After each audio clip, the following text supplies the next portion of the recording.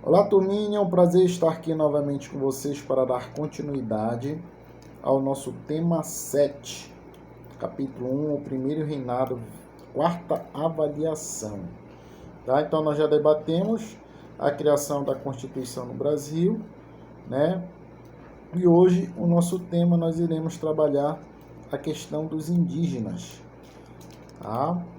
Na época do primeiro reinado, a Assembleia Constituinte de 1923, né, ocorreram debates sobre quais grupos sociais seriam reconhecidos como cidadãos brasileiros.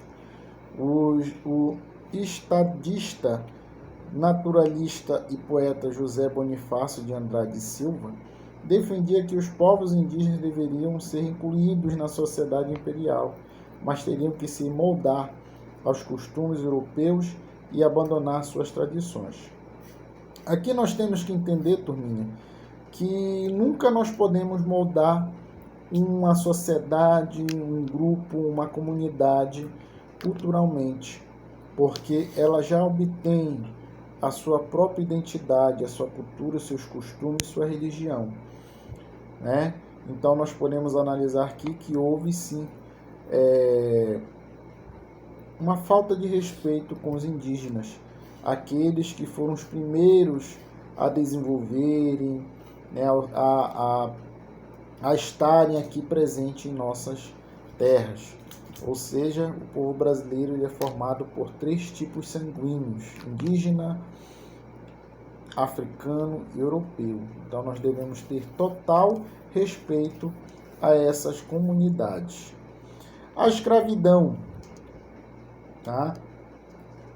No primeiro reinado foi uma época de reorganização política do Brasil, e a manutenção ou não do regime escravista foi um dos assuntos também levantados nos debates sobre a formação da nova Constituição. José Bonifácio criou um projeto de abolição gradual da escravidão no Brasil. O projeto teve oposição forte dos setores agrários, ligados aos donos de terras que dependiam do regime de mão de obra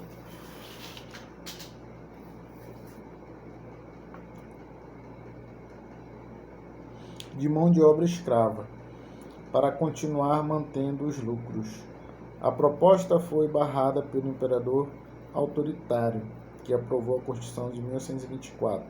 Ele criou uma legislação para manter o regime escravista. Eles não receberam direitos políticos, as penas e os castigos públicos continuaram. Então aqui nós também podemos analisar que durante esse período a escravidão no Brasil ela foi severa e os povos afro-brasileiros não tiveram totais direitos nesta Constituição, assim como os indígenas. E outro ponto aqui que nós iremos analisar é sobre a Confederação do Equador, né? Revolta esta ocorrida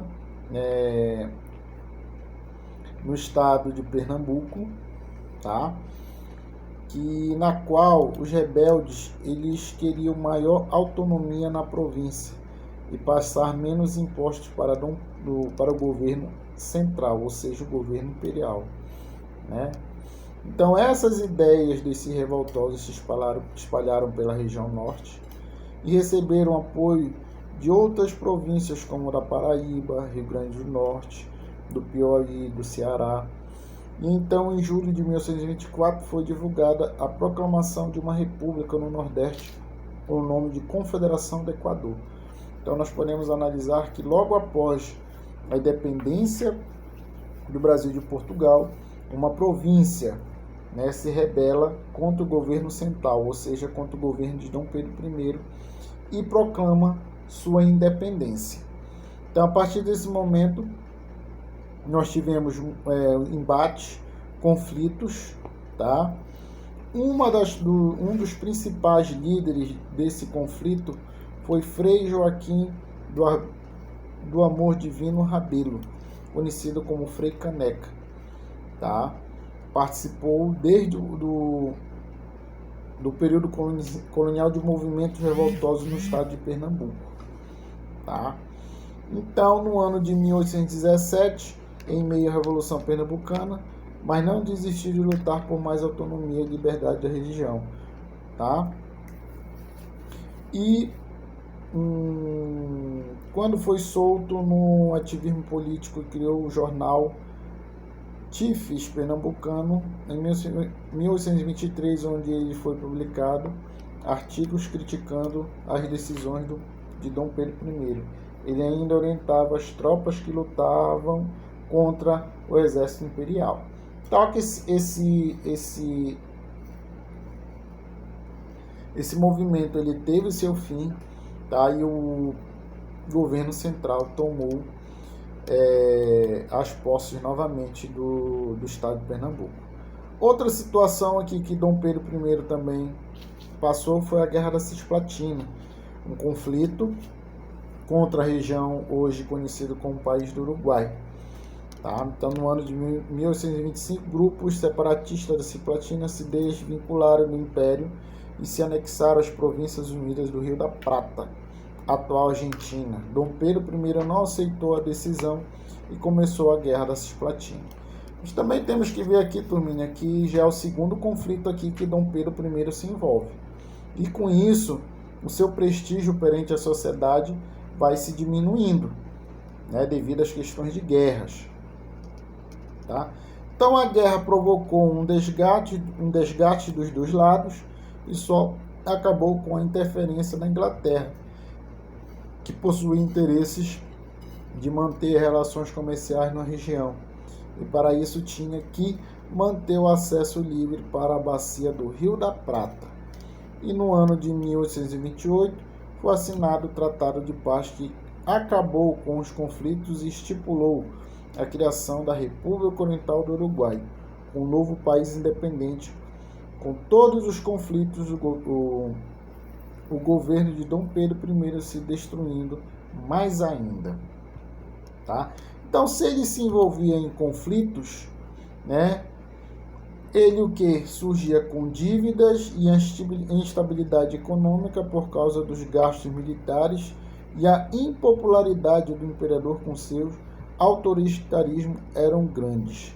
Então, Dom Pedro I, pressionado por toda essa crise, abdicou o trono a favor de seu filho Pedro de Alcântara em 7 de abril de 1131 e voltou para Portugal.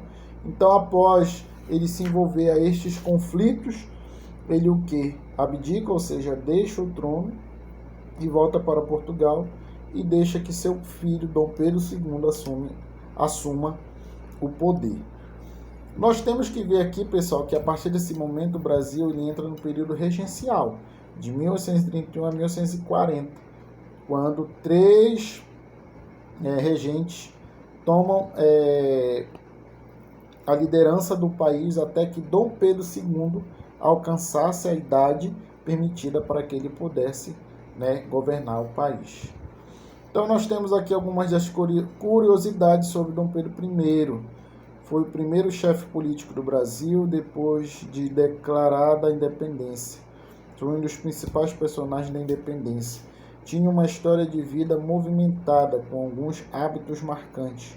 Foi muitas vezes considerado herói ou vilão no Brasil e em Portugal. E no finalzinho aqui, turminha, nós temos um pequeno link na qual vocês podem acessar e terem mais informações sobre o nosso tema de hoje. E também nós temos aqui uma atividade para que todos possam, né, fazer e se aperfeiçoar no tema de hoje. Ok, turminha? Agradeço a participação de todos e até a próxima.